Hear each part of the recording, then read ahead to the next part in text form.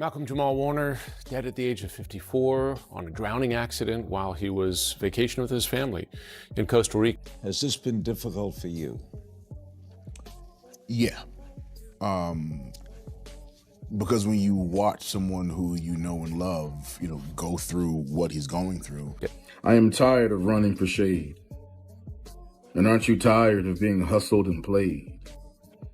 And aren't we all tired of crying about how hard it is to be Black in America, even if it looks like we've got it made? Malcolm Jamal Warner, forever remembered as Theo Huxtable, is no longer with us. But before he left, he didn't just say goodbye. He left us a chilling warning. And if for some reason you can't find a reason to smile, then that's probably the best time to be the reason for somebody else to smile. And now that he's passed, the questions won't stop. Why did no one hear him while he was still alive? Why does it seem like every truth teller meets the same fate? Ignored, discredited, and then gone. But freedom has its limits, so here we are, tear-streaked and salt-stained faces. Traces of trauma and pain lace our DNA like our Black pride is cut and laced with self-hate. Was this just another tragedy, or part of a pattern that's becoming impossible to ignore? Let's get into it. Malcolm Jamal Warner's sudden death has left fans heartbroken and others deeply suspicious. The 54-year-old actor, known and loved for playing Theo Huxtable on The Cosby Show, reportedly drowned while vacationing with his family in Costa Rica.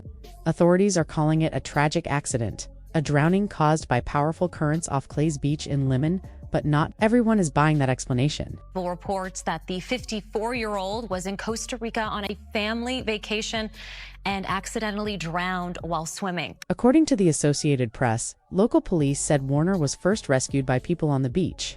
But when first responders from Costa Rica's Red Cross arrived, they found him with no vital signs. He was rushed to the morgue dead on arrival. Still, something about this story feels off. The timing, the strange circumstances, and most chilling of all, the message Malcolm Jamal Warner posted just days before his death. Because this wasn't just a vacation. He was on a mission to tell the truth. Can you tell me the fate of the people who consciously take the bait and embrace the very traits placed upon them by their captors, who by design are inclined to keep them believing they're second rate? I'll wait. In the final episode of his podcast, Not All Hood released, just 2 days before his death, Malcolm Jamal Warner said something that now feels impossible to ignore. It didn't sound like a goodbye at first, but now fans are calling it a farewell. Message in disguise. There were no jokes, no fluff. Just Malcolm raw, urgent, and deeply personal. He spoke about a conversation he'd had with poet and spoken word artist Tamika Georgia Mee Harper. When he told her the name of his show was Not All Hood, she stopped him cold. Ain't nothing wrong with the hood. That one sentence hit him hard. It sparked a spiral of reflection. He realized the truth. The media has always sold one version of Black life. The hood story. Violence, poverty, pain. But the deeper richness, the strength, the joy, the realness of Black culture, it gets ignored. And Warner wasn't okay with that. We're not all hood. The Black community is not a monolith. There's so many levels and lanes to the Black community, and we wanted to have a space where we could acknowledge, discuss all of those lanes. Malcolm Jamal Warner wasn't turning his back on the hood, he was defending it. He made it clear he wasn't ashamed of where he came from. He was furious at the system that twisted, exploited, and erased it. In his own words, the hood side ultimately, historically, is what has always created American culture. That wasn't just a cultural nod. That was a direct shot at Hollywood, at the music industry, at every institution that's built empires off Black creativity. While pretending they made it themselves, he was talking about appropriation, invisibility, a stolen legacy. And Warner didn't stop there. He opened up about how his own thinking had changed, especially about the phrase Black excellence. At first he didn't like it. To him, it felt tied to status, fame, wealth, awards. But that changed. He recalled learning about how Black soldiers were erased from Arlington National Cemetery's official history. That hit him, and he realized something powerful. Black survival in and of itself is Black excellence, not celebrity, not gold statues. Just surviving, thriving, and holding your truth in a world built to ignore it. The reason for the title is combating the narrative of Black life, Black culture that the media focuses on. Just survival. That line hit hard back then, and now, after his sudden death, it hits like a prophecy. It's as if Malcolm Jamal Warner knew something was coming. As if he felt his time was running out. And with his last breath on the mic, He chose to center one truth: Black survival is Black excellence. Within just 48 hours of sharing that truth, he was gone. 2 millions. He'll always be Theo Huxtable, the funny, lovable kid from The Cosby Show, the teen who struggled with dyslexia, who learned life lessons from TV's most iconic dad. He was the smile in our living rooms, the brother, the friend, the heart. But that role, while unforgettable, was only part of his story. So who was Malcolm Jamal Warner when the cameras stopped rolling? When you dig into his life, you don't find scandals, you find survival. You find pain, loss, and the heavy weight of being connected to a legacy that became stained by one man's actions. He didn't crumble, he didn't lash out. He stayed grounded, he mourned, he reflected. He grew while other child stars faded or fell apart. Malcolm evolved. He became a serious poet, a deep thinker, a quiet leader. He turned heartbreak into humility. He turned setbacks into wisdom, and he kept showing up with grace and honesty in a world that rarely gives Black men the space to be either. He was more than Theo, he was a survivor. And now, he might just be a martyr for a message the world is still struggling to hear. It's difficult not to, not to feel something, have some kind of emotional response to, what this person is going through. The hardest moment of Malcolm Jamal Warner's career wasn't something he did, it was something done around him. The scandal that hit Bill Cosby shook the world, and it shattered the legacy of the show that made Warner a star. But for Malcolm, it wasn't just public fallout, it was personal. Cosby wasn't just a co-star, he was a mentor. He handpicked 13-year-old Malcolm after a nationwide search. He gave him wisdom, protection, and fatherly advice. Cosby taught him how to stay humble, how not to act like a star, even when you are one. He even gave creative notes, like not using trendy slang, so the show would stay timeless. And you know what? It worked. Years later, Warner watched The Cosby Show with his own daughter, and he said it still held up. The warmth, the lessons, the legacy, that's what made it all so painful. The scandal didn't just stain Cosby, it tainted everything they built. And Malcolm Jamal Warner, a man who had nothing to do with it, was suddenly caught in the middle. Loyalty, public pressure, heartbreak, all at once. My biggest feeling is I feel sad for, just the way this whole, just the way the whole story has come about. When more than 50 women came forward accusing Bill Cosby of sexual assault, Malcolm Jamal Warner was forced into the spotlight. People wanted him to choose a side, but his response wasn't loud or easy. It was measured, emotional, and deeply personal. In a 2015 interview, he said, "He's one of my mentors. Just as it's painful to hear any woman talk about assault. Whether true or not, it's just as painful to watch my friend and mentor go through this." That one quote said it all. He was torn. He didn't defend Cosby, but he didn't attack him either. "I can't defend him," he admitted, "but I won't throw him under the bus." That's not denial, that's heartbreak. Warner also criticized the media's coverage, calling it a circus. He said people were lumping together every allegation without nuance. He wasn't trying to excuse Cosby, he just wanted people to slow down and actually think. But beyond the scandal, something else devastated him more.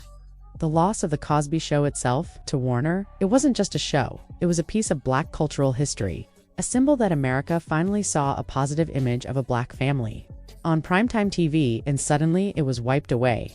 Gone from reruns, gone from streaming, gone from history. "We've always had The Cosby Show to hold up," he said. "Now we no longer have that. That's what saddens me the most." In a few generations, he warned, the Huxtables will just be a fairy tale. And he was honest. Didn't just hurt him emotionally, it hit his wallet too.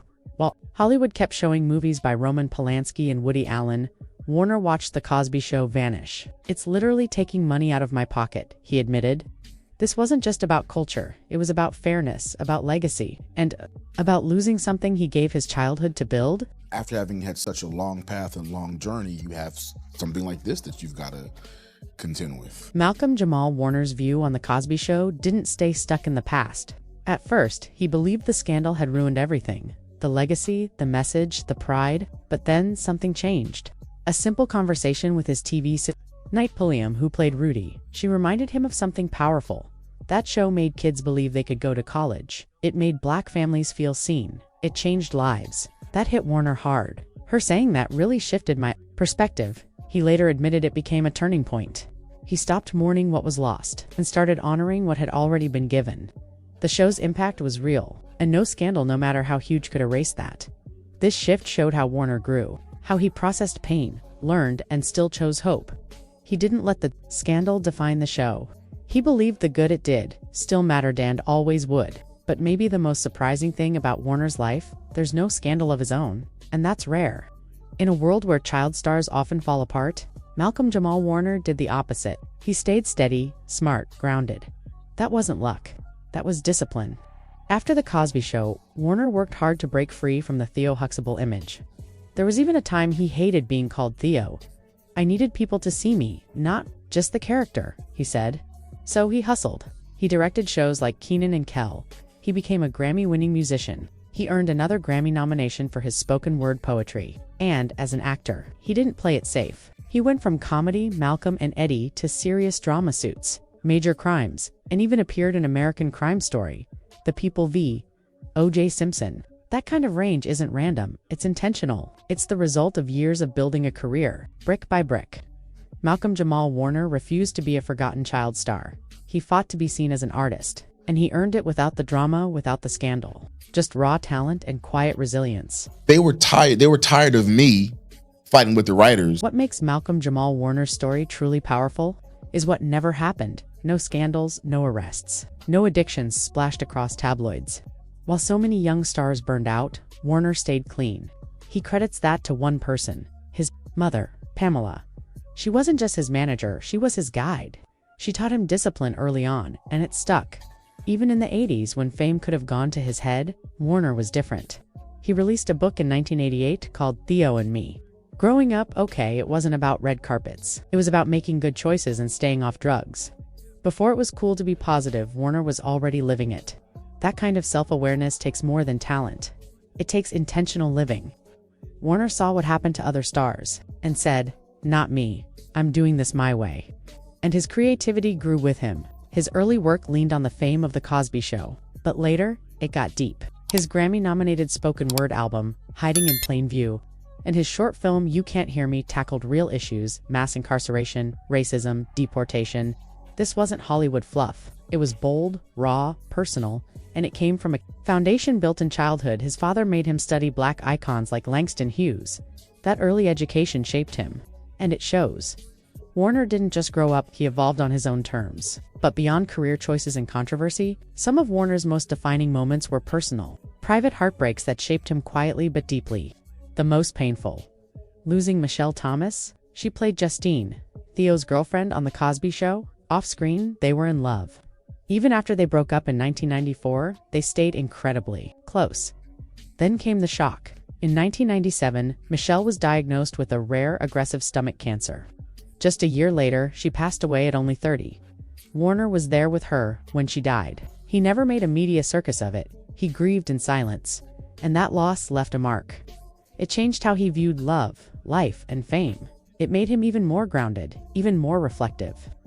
Warner's journey isn't just about surviving Hollywood. It's about surviving life with grace, wisdom, and a quiet strength most never see coming. As I remind myself that no matter what's going on, there's always a reason to smile. Like if you just take a minute to stop and take stock, I guarantee you can find at least one reason to smile. Years after the heartbreak of losing Michelle Thomas, Malcolm Jamal Warner stepped into a very different kind of relationship, this time under a blinding public spotlight. From 2011 to 2013, he dated actress Regina King. They weren't just a Hollywood couple, they were the couple. Both had risen to fame in the 80s. Both had matured into respected artists. They even lived together. But in 2013, it all fell apart and fast. The breakup made headlines. Tabloids claimed Warner abruptly told King and her son to move out. Then came a gut punch detail. Regina said in a 2015 interview that he broke up with her on Valentine's Day. Then, he sent flowers afterward with a note that read, "I still love you." She threw them in the trash. It was messy, public, painful, and it stood in sharp contrast to his private grief over Michelle Thomas. That first loss deepened his soul. This second heartbreak, it hardened his boundaries. From that moment on, Warner changed. He stopped talking about his love life. No more romantic interviews. No couple photos on social media. He built a wall between his heart and the headlines. These two experiences taught him something powerful. Love is fragile, and fame can poison it. One loss taught him to feel deeply. The other taught him to protect that depth from the world. And through all of this, something else was happening. Something bigger than relationships or Hollywood drama. Fans began to see the pattern. Every time a black artist speaks up, the system pushes back. Every time they challenged the rules, tragedy follows. Warner was stepping into that dangerous space, not just looking back, but reimagining forward. Through his podcast, he created a space that wasn't filtered. No gloss, no Hollywood scripts, just truth about Black identity, legacy, and struggle. And that kind of truth, it shakes the system. It threatens the status quo, because when someone like Warner calm, steady, respected starts speaking out, people listen, and some don't like what they hear. And we still think it's dope. Just like the music we're programmed to celebrate. Then there was that Meghan Markle moment. It slipped under the radar for many, but now it hits different. In an earlier podcast appearance on the THL, Warner was asked about working with Markle during their time on Suits. He gave the kind of answer you'd expect: polite, safe, controlled. She was cool. She was nice, he said. But then came the follow-up. Did you know she was Black? And that's when things shifted. Warner's answer: the great thing is, she knew. On the surface, it sounds like praise. But listen, again, feel the weight. She knew. That pause, that tone. It said more than the words did. He wasn't just giving props, he was pointing to something uncomfortable. That yes, she knew she was Black, but she also knew how to move in a system that preferred she didn't act like it. That maybe her proximity to whiteness wasn't just natural, it was strategic. Warner never said she was denying her identity. He didn't need to. The subtext was loud. It was a subtle critique, a quiet call-out. And now, in hindsight, with everything that's happened since, that moment is being replayed in a whole new light. Because once again, Warner wasn't just talking about a person, he was talking about a pattern, a system, and the roles it pressures people to play whether they want to or not. It was cool. We didn't really have scenes together, so I'd see her, and she was really nice, really cool. My best friend, I was talking about Chris. This is the same industry that made Malcolm Jamal Warner a star, and then kept him just far enough outside the circle to never let him back in. In the 80s, he was everywhere, America's favorite son. But as he matured, created, and elevated, Hollywood barely blinked. He wasn't messy enough for headlines, wasn't flashy enough for the red carpets. He didn't play the fame game, he played the truth game. And now, no tribute specials, no emotional late-night montages, no A-list crowds flooding social media with grief. Just a few quiet headlines and a whole lot of silence. For a man who shaped a generation's childhood, that silence is louder than any eulogy. But maybe Warner knew. Maybe that's why, in his final podcast episode, he didn't just talk, he warned. He spoke of cultural erasure, of Black soldiers who fought for freedoms they never got, of the hood not as a war zone, but a birthplace of genius, of survival as the real definition of success. And just when those truths started resonating, just when his voice started cutting through the noise, he was gone. And now it doesn't feel random. It feels like a pattern. Chadwick Boseman taken after telling stories that redefined Black heroes. Nipsey Hussle shot after teaching ownership and community. Dave Chappelle nearly erased for walking away from Hollywood lies, and now Warner. Each time a Black voice steps up with unfiltered truth, the system steps in, and somehow that voice goes silent. I had the show and felt like people was trying to control me. I was freaked out. I don't know, I just had to get out of there. I just walked away. It says $50 million, it's all gone, I'm scared. We're not saying it was a conspiracy, but let's be honest. It feels suspicious, because every time someone dares to pull back the curtain, every time they stop chasing fame and start telling truths, something happens. And it usually ends in silence or tragedy. Malcolm Jamal Warner wasn't chasing headlines, he was dropping truth bombs. He was celebrating the beauty of the hood, the power of survival, the kind of Blackness Hollywood can't package and sell. And just when people started listening, he was gone. He deserved more than a line in a gossip column, more than a shrug from the industry he helped build.